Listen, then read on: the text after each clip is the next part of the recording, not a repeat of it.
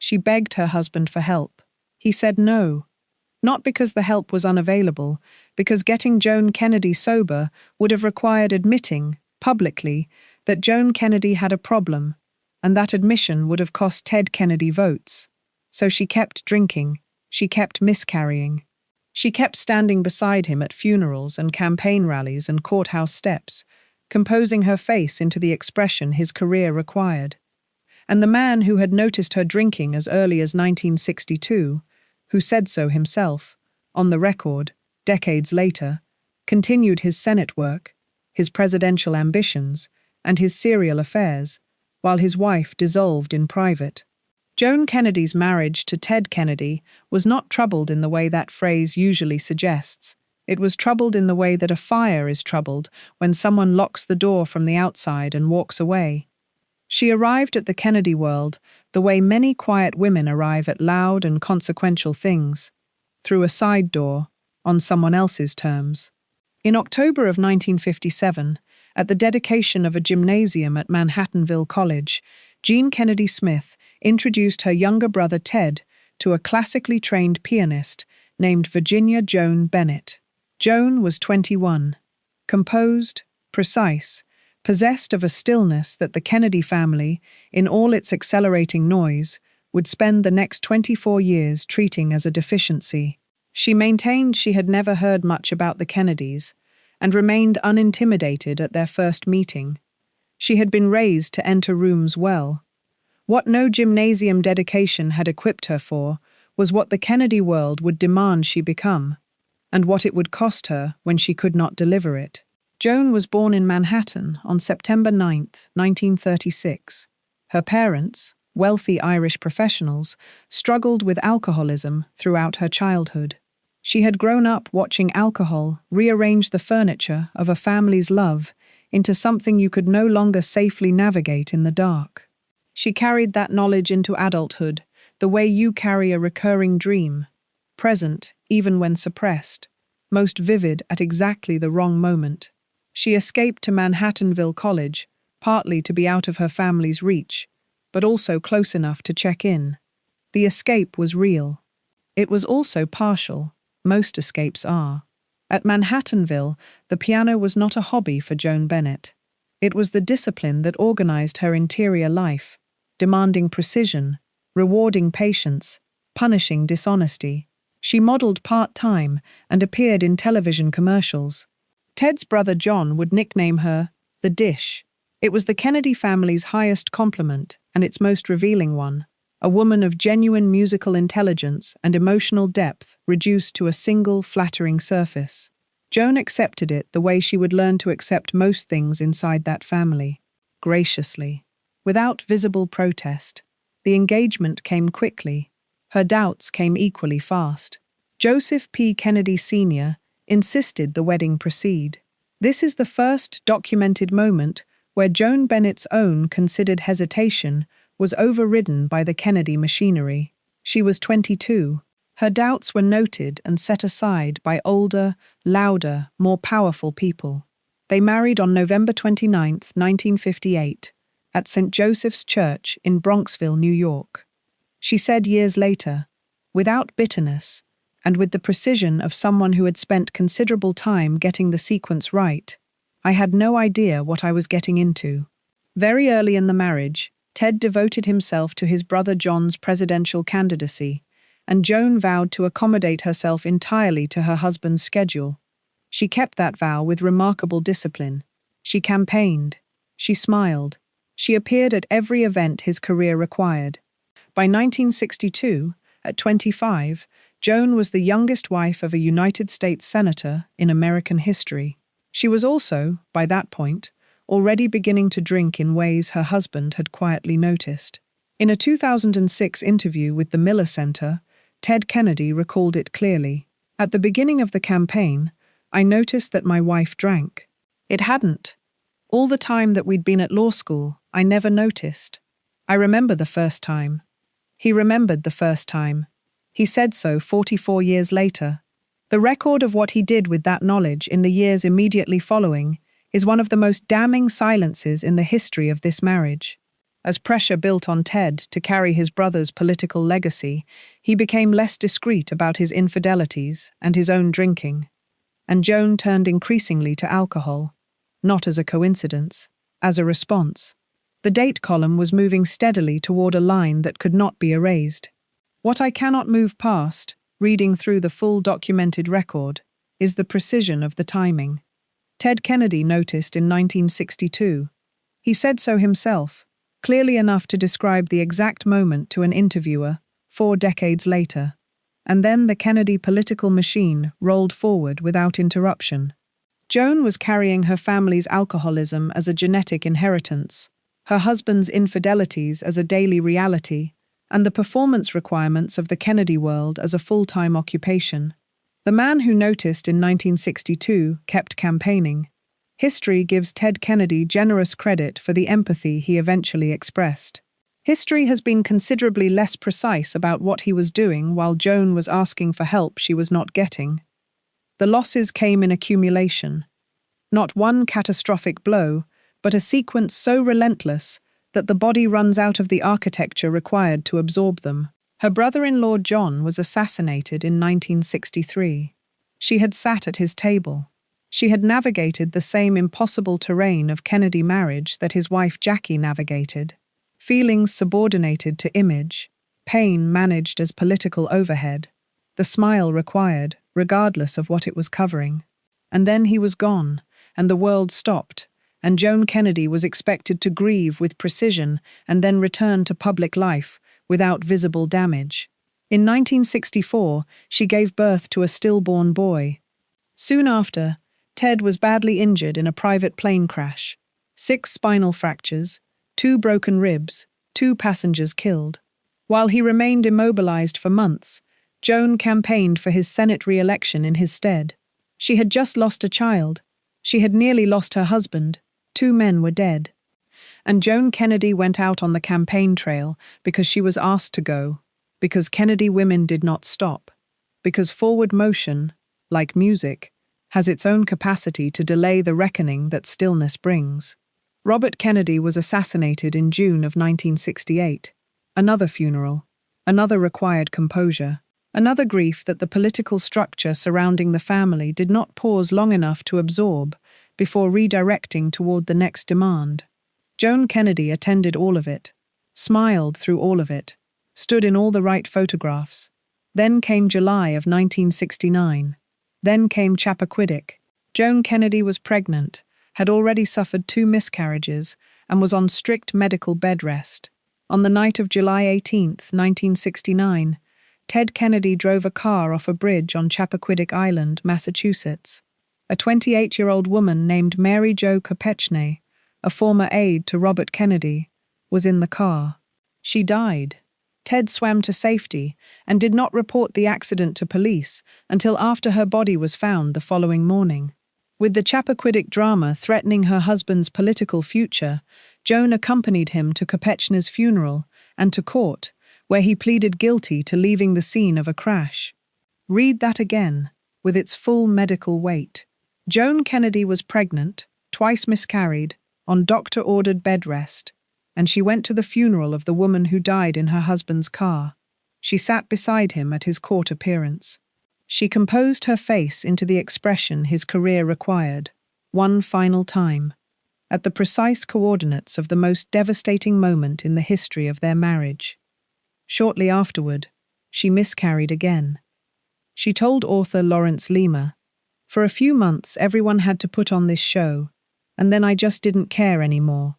That's when I truly became an alcoholic." She named it herself. She drew the line at the exact coordinates of the moment her architecture gave way.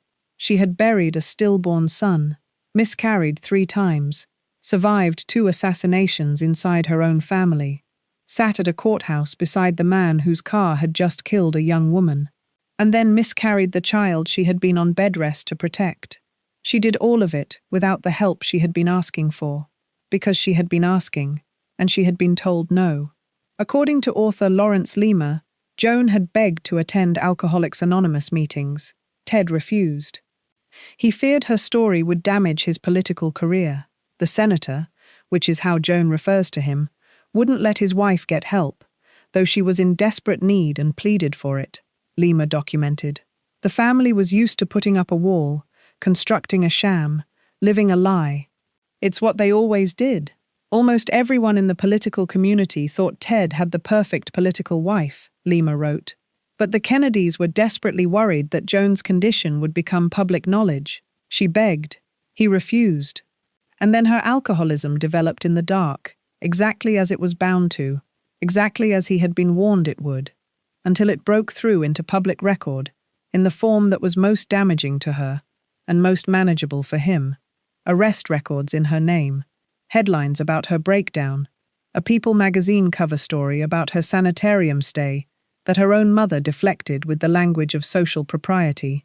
If you are watching this, and Joan Kennedy's story reaches something real in you, if you remember watching her on the evening news and sensing the distance between who she was and what was being required of her, please leave a word below, not for an algorithm, for her. The comments under this video have become a place where people who remember Joan Kennedy are quietly building what official history never built, an honest account of how she was actually perceived by those who were paying attention. Your memories, your thoughts on what she endured, your own experience with silence inside powerful structures, all of it belongs here. All of it keeps her real name alive in a way the record books never quite managed. There is a specific quality to the documented fact of Ted Kennedy blocking Joan's access to Alcoholics Anonymous that I find impossible to move past quickly. It is not the cruelty of the act alone, though the cruelty is real and sourced. It is what the act reveals about the entire architecture of the marriage. Joan's suffering was managed throughout those 24 years as a political variable. Her pain was assessed not for what it was doing to her, but for what it might do to him. Her request for help was denied, not because the help was unavailable, but because help would have made his problem visible. She was not a person in that calculation. She was a liability, and she knew it clearly enough to refer to her husband, in interviews with a biographer, not by name, but as the Senator. Not Ted, not Teddy, the Senator, the title that had consumed the man and left Joan Bennett with whatever remained. In 1974, at 37 years old, Joan was the subject of a People magazine cover story following a 3-week stay at Connecticut's Silver Hill Foundation, a private sanitarium. Her mother, Virginia Bennett, was quoted, "When you need a rest, where do you go? Main Chance." Her Washington internist recommended this place. "I don't like these headlines. Nervous breakdown and all that." She needed a rest, and I hope she got it. Her own mother reached for the vocabulary of social convenience, a rest, a recommendation, a place, to describe a daughter in documented psychiatric and addiction crisis.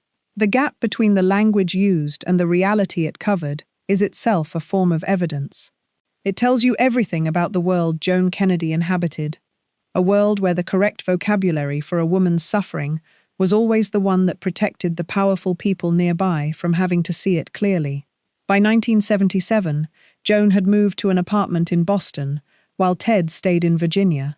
She began seeing a psychiatrist, attending Alcoholics Anonymous meetings, finally, and pursuing a graduate degree in education in Cambridge. The degree was in music education. Even inside the dissolution of everything, she returned to the thing that had always been most purely hers, the piano, the instrument that required nothing of her except honesty. You play the notes or you do not. The keyboard does not adjust its standards based on your husband's political career. In 1978, she told People magazine, "I needed space, my own space, and time to see what my needs are, now and for the rest of my life. It's sad to say, but I think I had to suffer an awful lot and cause my family and friends a lot of trouble in coming to grips with myself. Now that I've faced the drinking problem, I feel that I can do anything I really want to do." She said this while still technically married, still formally attached to the Kennedy name. She said it publicly, without apology, at a moment when celebrity confessionals about addiction were genuinely rare and socially costly. It was one of the most quietly courageous public statements produced by any woman in American political life in that decade. The official record has never quite given it the weight it deserves. The marriage ended in divorce in 1982. One bumper sticker from Ted's failed 1980 presidential campaign read, "Vote for Jimmy Carter, free Joan Kennedy," a joke. Also, the most honest political commentary the entire Kennedy era produced about the reality inside that marriage. The public could see it. The public had been able to see it for years. The only people who consistently declined to name it were the ones writing the official history. In 2005, a passerby found Joan Kennedy passed out on a Boston sidewalk in the rain, bleeding. She was hospitalized with a concussion and a broken shoulder. Her son, Ted Jr., obtained a court-ordered guardianship for his mother's care. The woman who called the ambulance told Boston Magazine, "I had no idea who it was, that it was anything special." The woman who had stood beside a senator for 24 years. Who had attended the funerals of 2 assassinated brothers-in-law. Who had held herself composed at her husband's courthouse appearance. Who had buried a son and miscarried 3 times and begged for help she was denied. She was found alone on a rain-soaked Boston sidewalk by a stranger who did not recognize her name. The court-ordered guardianship is the document that makes the preceding 40 years fully legible. Not because it represents her lowest point as a human being. People survive guardianship and go on to full lives, and Joan Kennedy did exactly that. But because the formal legal intervention finally makes visible what the Kennedy machine had spent decades managing in the dark, a woman had been coming apart, and the structures surrounding her had consistently prioritized their own continuation over her survival. She got sober. She stayed sober. She returned to the piano. She toured with orchestras around the world, combining her playing with a message about the transformational power of the arts and the need for equitable arts education. She published The Joy of Classical Music in 1992, a book about joy, written by a woman who had spent 30 years being systematically denied the conditions that make joy possible. She put her own name on it, not the senator's wife, not the Kennedy ex-wife or the woman from the bumper sticker or the woman from the sidewalk. Virginia Joan Bennett Kennedy, pianist, author, survivor. She said, near the end of her life, "I'd rather not have people say, 'Oh, Joan, oh yeah, she's the alcoholic.' Because a lot of places I go, unfortunately, in a lot of the stories, that was my identity. And it is no longer my identity." Both of her most important public sentences, "That's when I truly became an alcoholic," and "It is no longer my identity," are acts of radical self-knowledge. One names the moment she was broken. The other names the moment she refused to remain defined by the breaking. That is not a quiet woman. That is a woman who was silenced, and who then spent the second half of her life saying, with precision and without apology, exactly what had happened and exactly who she had decided to be instead. Ted Kennedy Jr. said after her death, "I will always admire my mother for the way that she faced up to her challenges with grace, courage, humility, and honesty. She taught me how to be more truthful with myself, and how careful listening is a more powerful communication skill than public speaking. Careful listening, more powerful than public speaking." Joan Kennedy spent 24 years inside a marriage organized entirely around a man's public voice, a family's public image, and a dynasty's public mythology. The thing she passed to her son was the value of stillness, of being quiet enough to actually hear what is being said. It is the most precise and devastating inversion of everything that marriage had required of her. Joan Bennett Kennedy died on a Wednesday morning in her sleep at her home in Boston. She was 89 years old. Patrick Kennedy called her a quiet pioneer in publicly addressing challenges with alcoholism and depression at a time when few others would. Quiet pioneer. The word quiet followed her from Manhattanville to the end. The full record shows she was not quiet.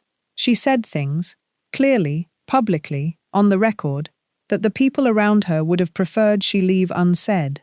She named the infidelities. She named the moment of her surrender. She told a biographer she had begged for help and been refused. She called herself an alcoholic before it was safe to do so, and then she called herself a recovered one when the hard work was done.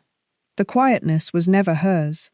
It was imposed, the shape of the space she was given, inside a marriage that had no room for the full, complicated, musically precise, deeply feeling woman that Virginia Joan Bennett actually was. She was not quiet. She was silenced. And then, at considerable cost, and with extraordinary stubbornness, she was not.